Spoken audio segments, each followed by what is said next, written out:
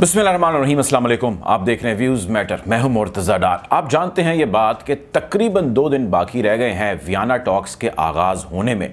Coming Monday से Vienna talks का आगाज़ हो जाएगा। ये वही टॉक्स है जिसमें ईरान और जो अमेरिका है अपने इत्तेहादियों के साथ बैठ के वो ये तय करेंगे कि हमने ईरान के साथ जौहरी मुआहिदा करना है या नहीं करना।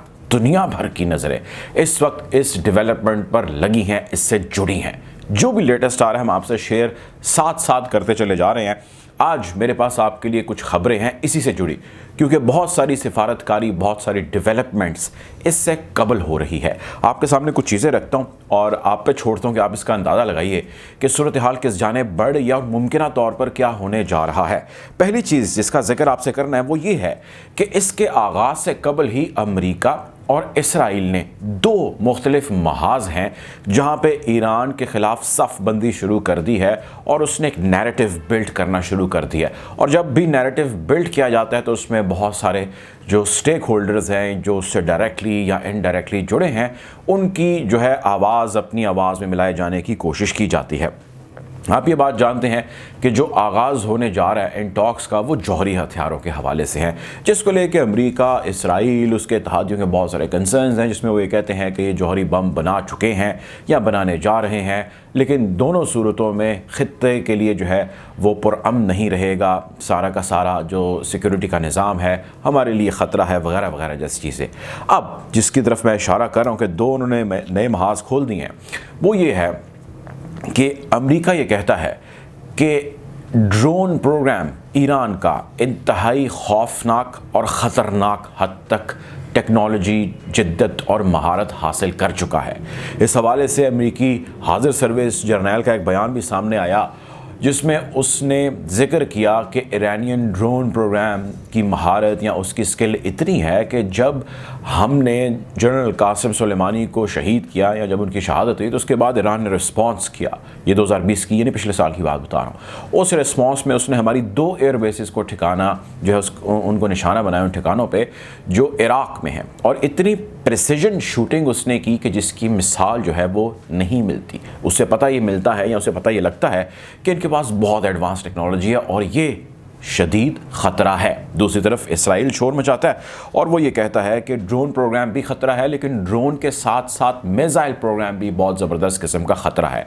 तो बेसिकली ड्रोन उड़ता है, अपने साथ मिसाइल लेके जाता है। दोनों चीज़ें ही मुख्तलिफ टेक्नोलॉजीज़ हैं, लेकिन उनका इस्तेमाल अक्सर औक़ात एक ही जगह पर या एक ही तरीके में कर लिया जाता है, अलग भी किया जाता है।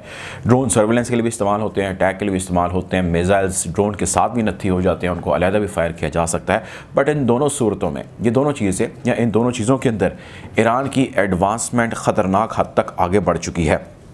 अगर हमने इसको नहीं रोका तो मसले मसाइल हो जाएंगे। अब बहुत सारे थिंक टैंक्स का ख्याल ये है कि ये नैरेटिव अमेरिका और इजराइल जान के जो है वो बिल्ड कर रहे हैं, ऐसी स्टेटमेंट्स, ऐसे बयानात सामने आ रहे हैं ताकि एक माहौल कायम किया जा सके कि अगर हमने ईरान को रिस्ट्रिक्ट कर दिया जौहरी प्रोग्राम में तो हमारे पास ये 2 प्रोविजंस और होंगी या तोपों का रुख पर हम इसकी तरफ कर देंगे।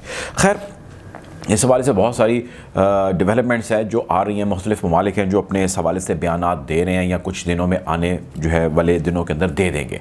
ये तो थी एक डेवलपमेंट, आप देखेंगे इस पर ख़बरें आएंगी। दूसरी ये एक और डेवलपमेंट है जिसको ईरान रिजेक्ट कर चुका है, रद्द कर चुका है, लेकिन उसके खैर अभी भी इम्कानात बाकी हैं। वो ये है कि एक इंटरिम डील कर ली जाए ईरान के साथ। जौहरी मुज़ाकरात शुरू होने लगे हैं 29 से, उसमें तो ज़ाहिर है एक लॉन्ग टर्म डील की जाएगी जिसमें दोनों ममालिक जो है वो कई साल तक काम करते रहेंगे, अगर तो सारी चीज़ें ठीक तरीके से चलती रहीं। लेकिन इन द मीन वाइल कुछ वेस्टर्न कैंप्स में से इस चीज़ पिच की गई है कि एक इंटरिम डील करते हैं, जिस डील के 2 मकासद होंगे। एक मकसद ये होगा कि जब तक हमारी फ़ाइनल या बड़ी डील जो मैसिव डील है JCPOA वो नहीं हो जाती तब तक ये डील जो है वो इन प्लेस रहेगी। और इस डील के अंदर ऑप्शंस ये हैं कि हम पार्शल बैन लिफ्ट कर देंगे, यानी कि मिसाल के तौर पे हम आपके कुछ अकाउंट्स जो दुनिया में हैं उसको अनफ्रीज़ करवा देंगे, आपकी तिजारत जहाँ जहाँ रुकी थी हाफ़ वो ओपन करवा देंगे, आपकी अद्वियात या लाइफ सेविंग ड्रग्स जो है वो कुछ जगहों से आना रुकी हुई हैं, वो सैंक्शंस हाफ अगर उठ जाएंगी तो वो आ जाएंगी, तो इस तरह चल पड़ते हैं। ईरान ने इसको कम्प्लीटली रिजेक्ट किया। उसने कहा कि आप हमें इंटरिम डील के चक्कर में एक लंबा अरसा लटकाना चाहते हैं और मुख्तसरन आप ये चाहते हैं कि हमसे थोड़ी सी पाबंदियाँ हट जाएँ और हम JCPOA के ऊपर प्रैक्टिकली अमल शुरू कर दें और इस डील के नाम पे आप कई साल जो है वो टाइम बारगेन कर लें। So we completely reject this. हम इसके ऊपर अमल पैरा नहीं हो सकते, या तो डील होगी या फिर नहीं होगी, और अगर डील होगी तो एक लंबे अरसे के लिए होगी, और इस मरतबा यूनिलैटरली यानी एक तरफा तौर पे डील को तोड़ देना और उससे भाग जाने वाला कोई भी अमल इन प्लेस हम नहीं आने देंगे। खैर, इसके बाद एक और चीज़ सामने आई, वो है बयानात रूस की जानिब से, और वो बयानात हैं चाइना की जानिब से। इन बयानात में रूस और चाइना मौजूदा जो JCPOA जिसका मंडे से आगाज़ होने जा रहा है इसके हवाले से कहता है कि ये बात अंडरस्टैंडेबल है कि आपको बैक वक्त बहुत सारे महाज हैं जिस पे आपको अपने घोड़े दौड़ाने पड़ते हैं, और उसकी मेनली या लार्जली उसकी वजह ये होती है कि आप ज़्यादातर चीज़ें जो है वो अपने हक़ में कर लें। जिस तरह आपको मैं अपनी वीडियोज़ में भी बताता आया कि किस तरह एक तरफ मिडल ईस्ट के अंदर फ़ोर्स का इस्तेमाल शो ऑफ पावर किया जा रहा है, दूसरी तरफ सिफारती महाज गर्म है, तीसरी तरफ टॉक्स का सिलसिला जो है वो जारी है। इन तमाम सूरत हाल के अंदर कोशिश तमाम तर ममालिक की यही होती है जो अमेरिका और उसके इत्तेहादी हैं, या जिस तरह ईरान है उसके इत्तेहादी हैं, कि हम ज़्यादातर चीज़ों को अपने हक़ में कर लें। खैर, रूस और चीन ये कहता है कि भाई देखें, अमेरिका को वो कहता है कि अगर तो आप वाकई इंटरेस्टेड हैं इस टॉक्स में, आप चाहते हैं कि इसका हल निकल आए, तो उसके लिए आपको फ़िज़ा भी वैसी ही कायम करनी है।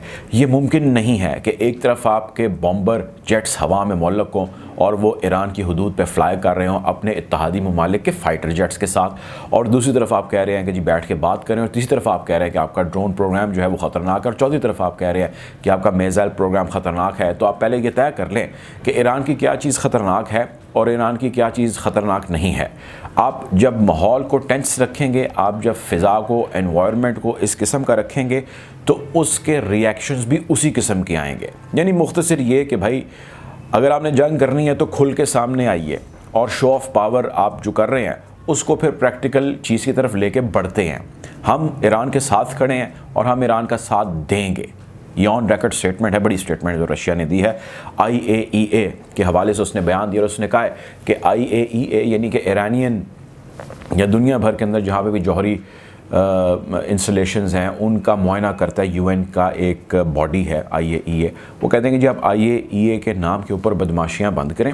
आपने देखा कि IAEA के अभी जो चीफ़ हैं वो दौरा करते हैं ईरान का, और दौरे के बाद डिससेटिस्फेक्शन का इजहार करते हैं। वो कहते हैं कि जी ईरानी ना तो हमें फुटेजेस दे रहे हैं, ना हमें ऑडियो टेप्स दे रहे हैं, ना हमें वहाँ की तस्वीरें दे रहे हैं, और एक दो मखसूस जौहरी इनके प्लांट्स हैं वहाँ तक हमारी रसाई भी नहीं हो पा रही। तो आप पहले ये तय कर लें कि आपने अगर डील करनी है तो आपने एनवायरनमेंट को कैसा रखना है, या आपने इस तरह पोलिटिसाइज़ करना है। आप मल्टीपल महाज में दौड़ें, वो आपका राइट है, लेकिन आप पॉल्यूट मत करें एनवायरनमेंट को, जो कि एक स्टेबल एनवायरनमेंट हो सकती है। बहरहाल बहुत सारे नाकदीन का, बहुत सारे लोगों का ख्याल जो है वो ये है कि अमेरिका को इस सारे मामले के अंदर जिस चीज़ में सक्सेस होगी वो होगी कि वो डील कर ले ईरान के साथ, और इस डील में यकीनी तौर पे ईरान को भी बहुत सारी सक्सेस है जो हासिल होगी।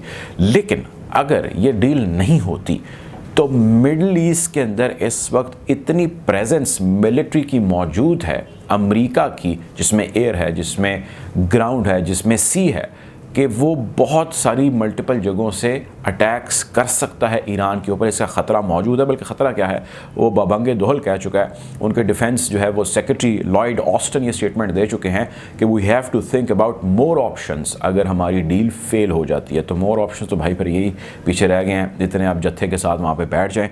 लेकिन जैसा मैं जिक्र कर रहा था नाक़दीन का, उनका ये कहना है कि इस पर अमेरिका, उसके इत्तेहादी यकीनन इसराइल को बहुत बेफिटिंग किस्म का रिप्लाई मिलेगा। इसलिए अमेरिका चाहता है वो उसकी जानिब ना बढ़े। वो इसलिए भी चाहता है कि उसने ऑलरेडी फोर्स का इस्तेमाल करके बहुत सारी हजीमत है जो उठा ली है। बहरहाल हम कोशिश करेंगे खित्ते की बदली हुई सूरत हाल के हवाले से आपको अपडेट रखें। अपना ख्याल रखें, दुआ में याद रखें। अल्लाह हाफ़िज़।